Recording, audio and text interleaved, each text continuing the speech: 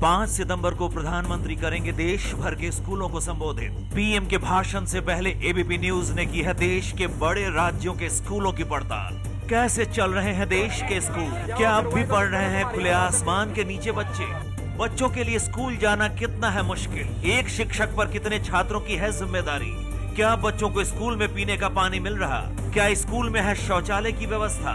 क्या स्कूल में शिक्षक छात्रों को ठीक से पढ़ा रहे? पीएम के भाषण से पहले स्कूलों की पड़ताल।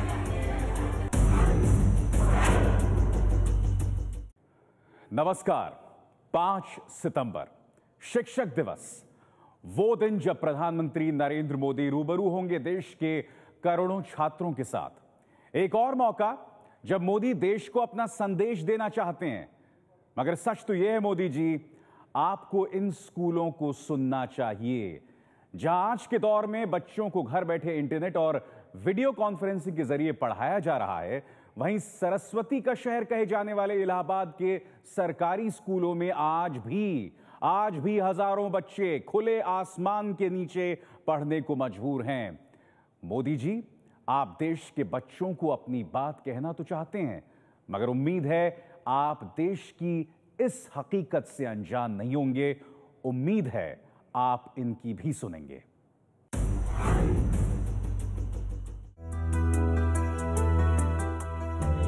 कभी-कभी गीले कपड़े की साबुन से सफाई की जा सकती है, इसकी देखभाल की अधिक आवश्यकता नहीं होती। इलाहाबाद के पौष इलाके सिविल लाइंस के गवर्नमेंट गर्ल्स इंटर कॉलेज की ये लड़कियां खुले आसमान के नीचे अपनी जिंदगी संवारने के लिए छोड़ दी गई हैं।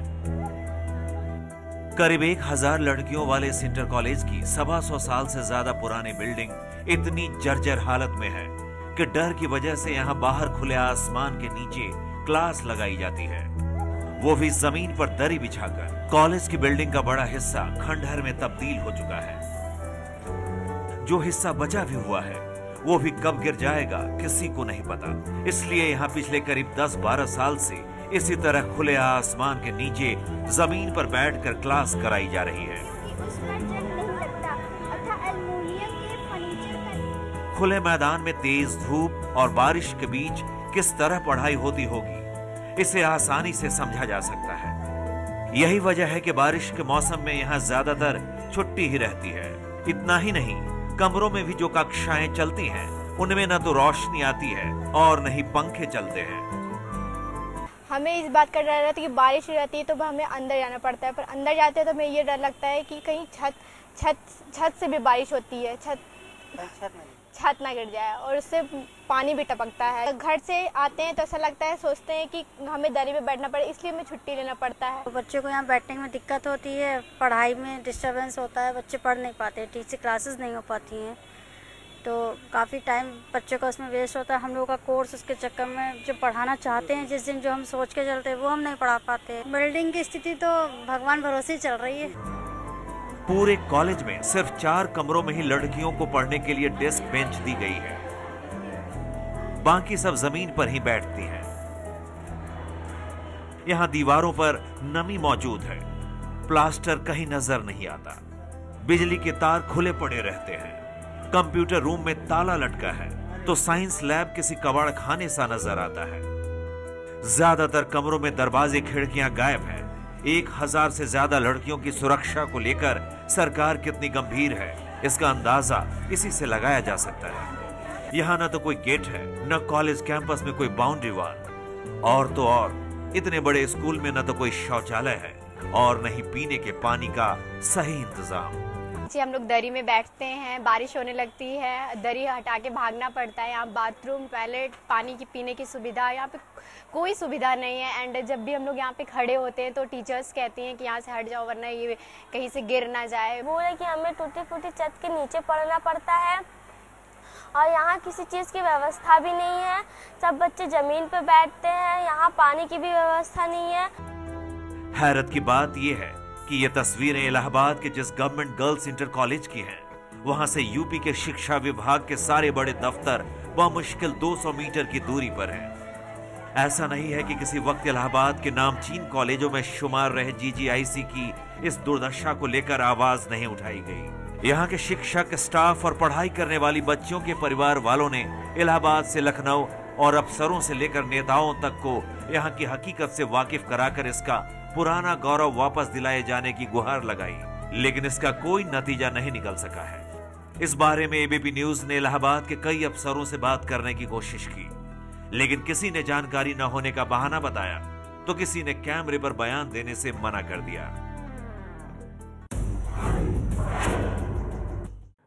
तो 5 सितंबर को प्रधानमंत्री जी अपनी बात बेबाकी से रखिएगा, मगर उम्मीद है कि आपकी सरकार बदतर हालात में चलाए जा रहे स्कूलों की भी सुनेगा। गौर कीजिएगा, उत्तर प्रदेश के सोनभद्र और मुरादाबाद के सरकारी स्कूलों का भी एबीपी न्यूज ने जायजा लिया। हालात इलाहाबाद के स्कूलों जैसे ही हैं। मोदी जी, इनकी आवाज भी सुनिएगा ना।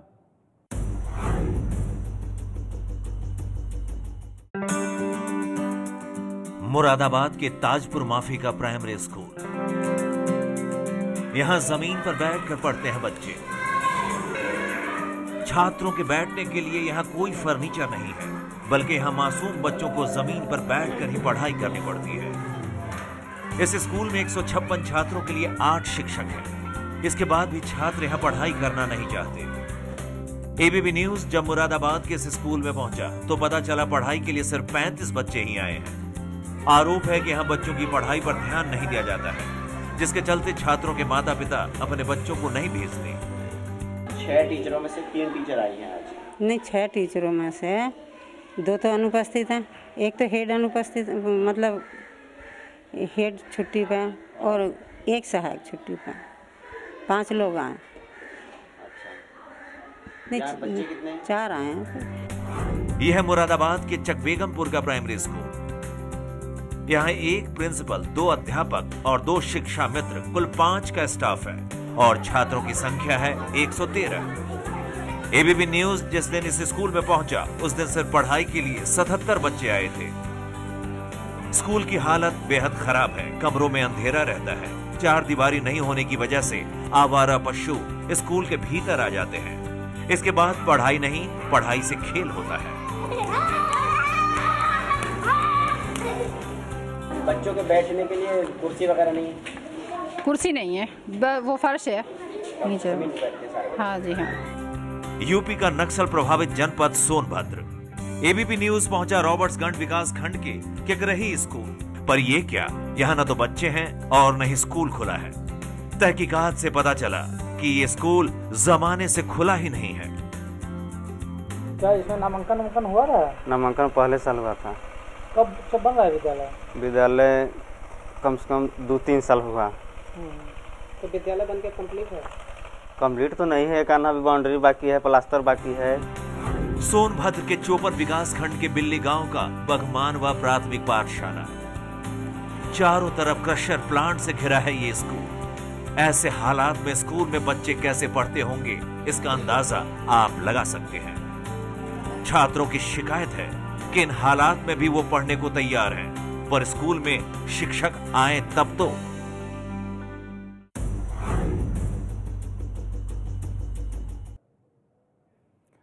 और अब बात शिवराज सिंह चौहान के मध्य प्रदेश की, जहां बीजेपी को लोकसभा चुनावों में जबरदस्त सीटें मिली थी। यहां के हरदा जिले के ग्राम रतनपुर के स्कूली बच्चे पढ़ाई के लिए जुगाड़ से बनी नाव के सहारे जोखिम भरा सफर तय करके नदी पार करते हैं। यदि समय रहते इस पर ध्यान नहीं दिया गया तो कभी भी बड़ी घटना घट सकती है।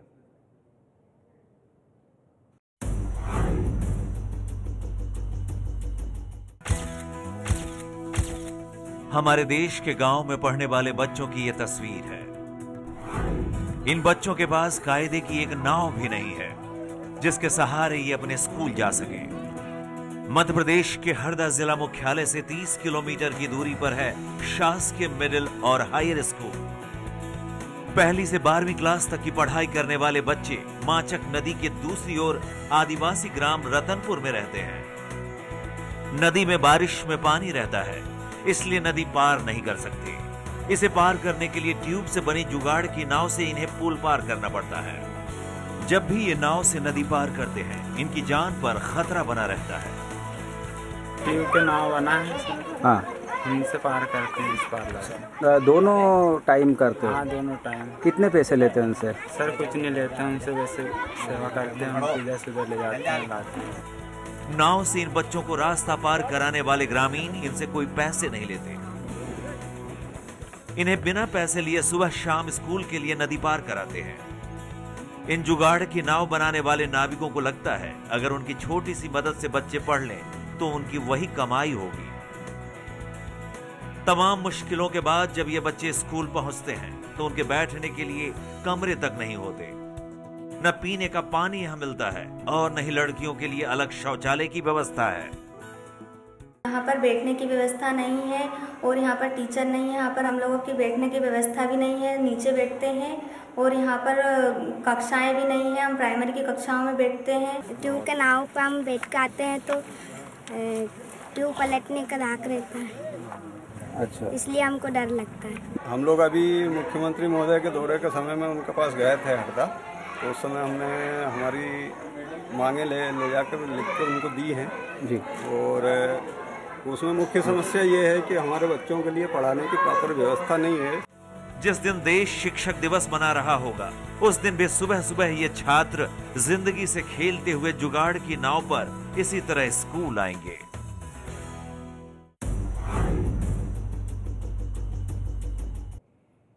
तो आपने तस्वीर इलाहाबाद की देखी, सोनभद्र की देखी, हरदा की देखी और आज एबीपी न्यूज राज्य सरकार यानी कि मुख्यमंत्री अखिलेश यादव, शिवराज सिंह चौहान, खुद प्रधानमंत्री नरेंद्र मोदी से अपील कर रहा है कि क्या आप इन स्कूलों की हालत के सुधार के लिए पहल करेंगे? क्या अगले 48 घंटों में यानी कि मोदी जी के भाषण से पहले इन स्कूल्स के हालत ऐसे होंगे कि प्रधानमंत्री की बात सुनने के लिए इन्हें एक अदद छत मिलेगी? अब बात पंजाब की। पंजाब की गिनती देश के खुशहाल राज्यों में होती है। क्या पंजाब के स्कूल में पढ़ने वाले बच्चे भी अपनी पढ़ाई से खुश हैं?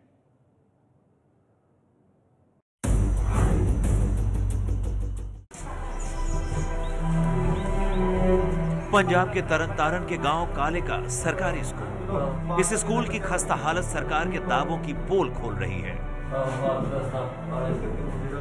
स्कूल में सिर्फ एक ही शिक्षक है जो 5 क्लास को अकेले पढ़ाती है। सर इतने सिंगल टीचर स्कूल है, मैं कल ही इतने टीच कर रही 5 क्लासेस ਨੂੰ। एक्चुअली ये है कि 8 पीरियड लगते हैं दिन ਦੇ ਵਿੱਚ ਤੇ ਮੇਰੇ ਕੋਲ मतलब पूरा टाइम ਤਾਂ नहीं दे पाती मैं। जिन्ना टाइम मेरे को ਦਿੱਤਾ ਜਾਂਦਾ 15 ਮਿੰਟ 20 ਮਿੰਟ में हर सब्जेक्ट क्लियर ਕਰਨ ਦੀ कोशिश करती हूं। एबीपी न्यूज अब तरन के इस गांव के प्राथमिक स्कूल में पहुंचा। स्कूल की हालत बयां कर रही हैं ये तस्वीरें। पूरे स्कूल में एक ही पंखा, वो भी सिर्फ शिक्षक के लिए। स्कूल की इमारत की हालत ऐसी मानो यहां किसी हादसे का इंतजार हो रहा हो। साफ सफाई की जगह स्कूल में लगा है कचरे का ढेर। शुरू तो इन्ना माड़ी हालत है कि छत्तां ਜਿਹੜੀਆਂ ਆਉਣ ਤੋਂ ਪਹਿਲੀ ਹੀ ਮਾੜੀ ਹਾਲਤ ਸੀ ਇਹਨਾਂ ਦੀ। ਤੇ आपने लिख के कई बार ਦਿੱਤਾ ਵਾ ਸਰਕਾਰ ਨੂੰ मतलब कि ब्लॉक दफ्तर ਤੇ कोई मतलब कि ग्रांट नहीं आ रही कमरे की कोई। पंजाब के इन स्कूलों के बारे में जब राज्य के शिक्षा मंत्री से पूछा गया तो उनका जवाब रटा रटाया था।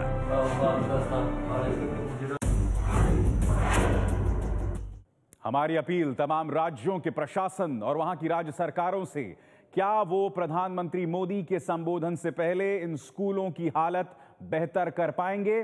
अब बात हरियाणा की। यहां की सरकार पूरे देश में सबसे समृद्ध राज्य होने का दावा करती है।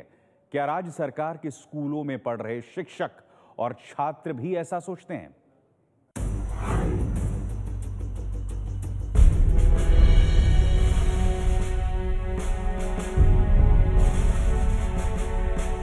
जिंद के सैकड़ों सरकारी स्कूलों में रखे ये जनरेटर महज शो पीस बनकर रह गए हैं। बिजली के चलते बच्चों की पढ़ाई पर बुरा असर न पड़े, छात्र कंप्यूटर का कोर्स पूरा कर सके, इसलिए 3 साल पहले शिक्षा विभाग की तरफ से भेजे गए थे ये जनरेटर। बिजली न होने के बाद भी बच्चे कंप्यूटर कोर्स कर सके, लेकिन कुछ ही महीने बाद जनरेटर से रोशनी निकलनी बंद हो गई। गांव के मुखिया को जनरेटर चलाने के लिए साल में सिर्फ 1000 रुपए दिए जाते हैं। अब भला 1000 में कहां साल भर चलेगा जनरेटर? कंप्यूटर शिक्षा को बढ़ावा देने के लिए जो हमारे यहाँ पे कंप्यूटर लगाए गए थे और उनको चलाने के लिए जो 2 जनरेटर लगाए गए थे वो यहाँ पर मतलब काम नहीं कर रहे स्कूल के। और ये इनको लगभग 1 साल से ऊपर का समय हो चुका है, लेकिन ये अभी भी लोग यूँ कहीं खड़े हैं। यदि लाइट चली जाती है तो बिजली की समस्या के कारण बच्चों को हम कंप्यूटर शिक्षा नहीं दे पाते। बड़ी उम्मीद से कंप्यूटर कोर्स में दाखिला करवाया था गांव की लड़कियों ने। बिजली रहती नहीं, जनरेटर काम नहीं करता, जाहिर है इनका कोर्स अब तक पूरा नहीं हो सका है। कहना चाहते हैं कि अगर जनरेटर लगवाए हैं तो इन्हें चलाए भी और इनकी अच्छी मेंटेनेंस भी रखे। अगर ये नहीं चलेंगे तो बच्चे बहुत बीमार होते हैं, क्लास में बहुत गर्मी हो जाती है इतने सारे बच्चों में, और इसलिए हम चाहते हैं कि ये जनरेटर चलाए जाए। क्या कंप्यूटर शिक्षा से प्रभावित होती है आपकी? यस सर, हम क्लास में जाते हैं तो लाइट नहीं होती, इसलिए सर कहते हैं कि कंप्यूटर नहीं चलाने लाइट में, तो सर हम तो सीख भी नहीं पाते हैं। जनरेटर न चलने से बहुत ज़्यादा समस्या हो गई है। एक तो जून की गर्मी है, इतनी ज़्यादा गर्मी में बच्चे बिल्कुल भी नहीं पढ़ पाते, और छोटे छोटे रूम्स में एकदम लाइट चली जाती है और बच्चे पढ़ ही नहीं पाते। कई स्कूलों में छोटी मोटी गड़बड़ की वजह से नहीं चल रहे, उनको ठीक करवाया जा सकता है, रिपेयरेबल है। बहुत अच्छी कंडीशन के ये जनरेटर सेट है।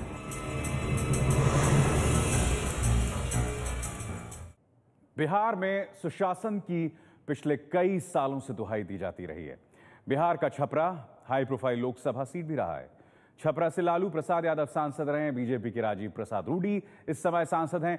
छपरा के स्कूलों के क्या हाल हैं, आप खुद देख लीजिए।